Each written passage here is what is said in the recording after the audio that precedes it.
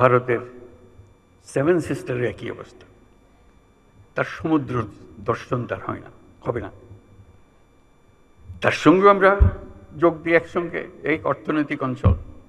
আমাদের যে সমুদ্র বন্দর, তাদের মাল আনা নেওয়া করবে, আমাদের মাল আনা নেওয়া করবে, তাদের কাছে যাবে, তাদের অর্থনীতি আমাদের অর্থনীতি একসঙ্গে জাগবে। মালামাল সোজা চলে যাবে নেপালে, সোজা চলে যাবে ভুটানে, সোজা চলে যাবে সেভেন সিস্টার্সে। তাদের মালামাল আমাদের মাঝখান দিয়ে, আমাদের ব্যবসা তাদের ওখানে যাবে, তাদের ব্যবসা আমাদের এখানে আসবে। সেটাই তো হলো অর্থনীতি। নেপালের সৌভাগ্য, তারা হিমালয় পর্বতের পাদদেশে আছে। দুর্ভাগ্য হলো সমুদ্রের দেখা তাদের হয় না। তাদের সমুদ্র দেখতে হলে আমাদের মাঝখান দিয়ে দেখতে হবে, আমাদের মাধ্যমে দেখতে হবে। সে পথ আমরা করে দিই, আমরা একসঙ্গে যৌথ অর্থনীতি গড়ে তুলি। তার সমুদ্রের অভাব, আমার পর্বতের অভাব, হাইড্রো, দুই অভাব একসঙ্গে পূরণ করি দুজনে। ভুটান একই কাণ্ড, তারও সমুদ্র দর্শন হয় নাই। তাকে সমুদ্রে আসতে হলে আমার পথ দিয়ে আসতে হবে, আমরা তাকে স্বাগত জানাই। তেমনি ভারতের পূর্বাঞ্চল একই অবস্থা। নেপালের যে অবস্থা, ভুটানের যে অবস্থা, ভারতের সেভেন সিস্টারের একই অবস্থা। তার সমুদ্র দর্শন তার হয় না, হবে না। তার সঙ্গে আমরা যোগ দিই একসঙ্গে এই অর্থনৈতিক অঞ্চল। আমাদের যে সমুদ্র বন্দর, তাদের মাল আনা নেওয়া করবে, আমাদের মাল আনা নেওয়া করবে, তাদের কাছে যাবে, তাদের অর্থনীতি আমাদের অর্থনীতি একসঙ্গে জাগবে। তারাও খুব কষ্টের অবস্থায় আছে, তারা খুব ভালো অবস্থায় নেই।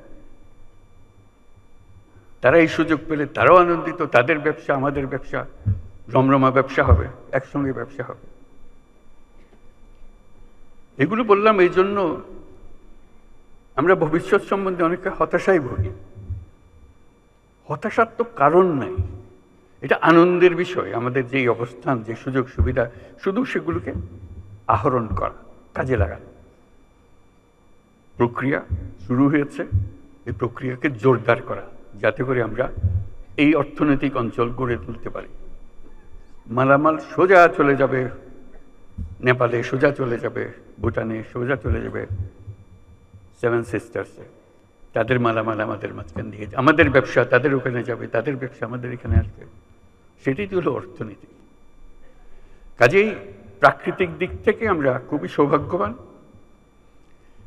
তার চেয়েও একটা বড় সৌভাগ্যবান আমরা, আমাদের একটা মস্ত বড় জনসংখ্যা। আগে মনে করতাম এটা বড় বোঝা বোধ, এটা সম্পদ, মানব সম্পদ। যেহেতু প্রযুক্তি আসার ফলে কোনো মানুষই আর কোনো বোঝা নয়, প্রতিটি মানুষই হলো এখন সম্পদ, উদ্ভাবনের সম্পদ, এন্টারপ্রেনিয়রশিপের সম্পদ, নতুন আবিষ্কারের সম্পদ। আমরা সেই সম্পদের সম্পদশালী। আমরা পৃথিবীর 8ম জনসংখ্যার দেশ। কাজে সোজা কথা না, তলারের জায়গা না, একদম উপরের জায়গা। মানুষ এগোতে পারছে না বহু দেশে তার মানুষের অভাবে। আমরা যে মধ্যপ্রাচ্যের লোক পাঠাই, তারা কোন দুঃখে আমাদেরকে নেই, তাদের লোক নাই, সেজন্য আমাদেরকে ডাকে। পৃথিবীর সব লোক বসে আছে কখন আমাদের থেকে লোক পাবে।